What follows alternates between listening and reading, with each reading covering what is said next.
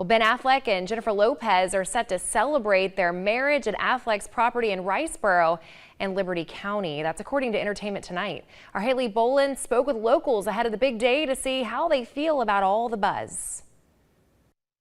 People I spoke with here in the area say they haven't seen the happy couple just yet, but that they're definitely going to be on the lookout for them this weekend. The city of Riceboro is normally a quiet town, but it's buzzing with the potential of a sighting of Ben Affleck and Jennifer Lopez.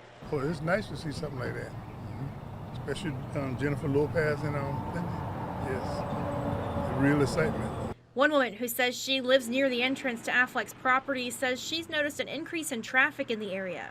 A lot of people, a lot of travelers, stars probably coming on in. Not sure who they are, but a lot of traffic. With many hoping to catch a glimpse of the duo.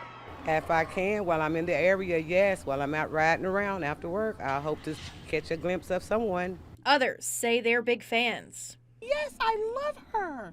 She's so beautiful, and I love Ben. Ben is so down to earth, too. In Riceboro, Haley Boland, WTOC News.